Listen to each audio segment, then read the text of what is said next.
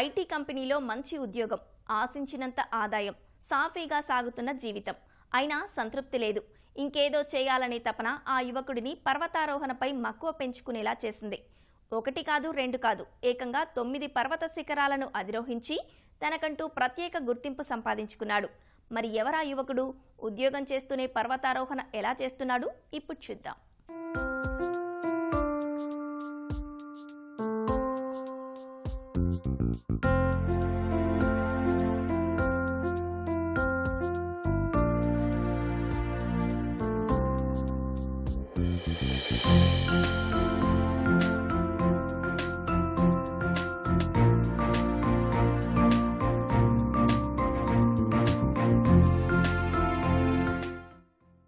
అందరిలా సాదాసీదా జీవనం కాకుండా తనకంటూ ఒక ప్రత్యేక గుర్తింపు ఉండాలని భావించాడు ఈ యువకుడు. ఉద్యోగం చేస్తూనే పర్వతారోహణలో ప్రావీణ్యం సంపాదించాడు. ఫలితంగా కిలిమంజారో సహా 9 శిఖరాలను అధిరోహించి పలువురిచే ప్రశంసలు పొందాడు.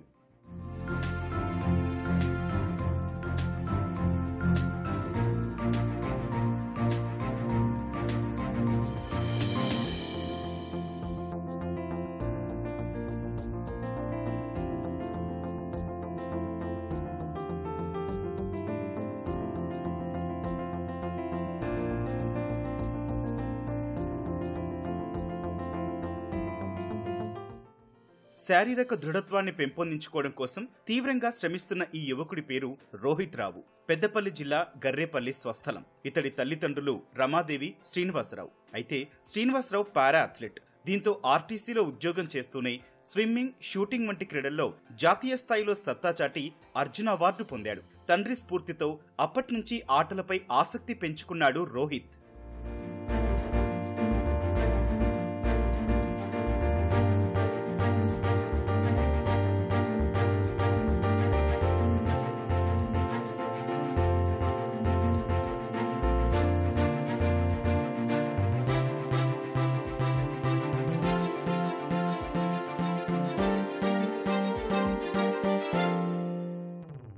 తండ్రి నుంచి నేర్చుకున్న మెళకువలతో పర్వతారోహణపై ఆసక్తి చూపాడు రోహిత్. ఒకవైపు ఐటీ కంపెనీలో ఉద్యోగం చేస్తూనే పర్వతాలెక్కడంలో నైపుణ్యాలు సంపాదించాడు. ఉత్తరాఖండ్లోని రిషికేశ్లో ఓ అడ్వెంచర్ టూర్ సంస్థ ద్వారా శిక్షణ తీసుకున్నట్లు రోహిత్ చెబుతున్నాడు. మా father disable sports person. Almost 19 countries తిరిగి మన దేశానికి, మన రాష్ట్రానికి చాలా పేరు ప్రఖ్యాతలు సంపాదించారు. సో మా డాడీ ఒక స్ఫూర్తితోనే నేను మౌంటైనీరింగ్ అనే ఒక అడ్వెంచర్ స్పోర్ట్ మీద ఆసక్తి పెంచుకున్నాను. నేను 2018 డిసెంబర్లో నా ఫస్ట్ మౌంటైన్ కేదార్కంత అని చెప్పేసి అది ఉత్తరాఖండ్లో ఉంటుంది. అది నేను ఎక్కడం స్టార్ట్ చేశాను. రోహిత్ పర్వతారోహణతో పాటు సైక్లింగ్ పై కూడా ఆసక్తి పెంచుకున్నాడు. దాంతో తరచూ వ్యాయామం చేస్తూ శారీరకంగా ఎప్పుడూ ఫిట్ గా ఉండే ప్రయత్నం చేస్తుంటాడు.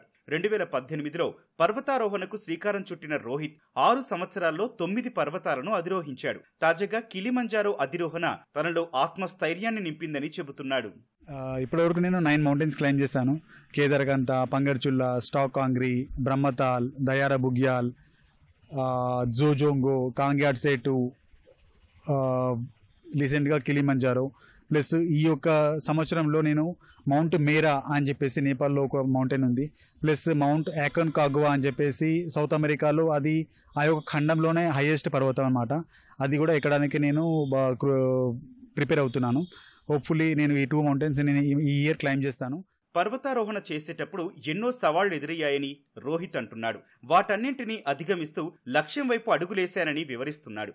ఎత్తైన శిఖరాలను ఎక్కాలనుకుంటే శారీరకంగా, మానసికంగా దృఢంగా ఉండాలని సూచిస్తున్నాడు. మీరు గ్రౌండ్లో ఉన్నప్పుడే మీ యొక్క శరీరాన్ని బాగా దృఢంగా ఉంచుకోవాలి. అంటే ఫిజికల్ ఫిట్నెస్ అనేది మెయింటైన్ చేయాలి.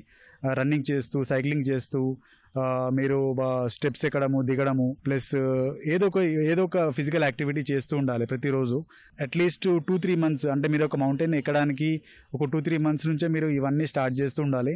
ప్రతిరోజు చేస్తూ ఉండాలి. కాకపోతే స్పెసిఫిక్గా 2-3 మంత్స్ ముందు చేస్తే మీ బాడీ అనేది బాగా హెల్ప్ చేస్తుంది, మీకు దోహదపడుతుంది పైకి వెళ్తున్న కొద్దీ.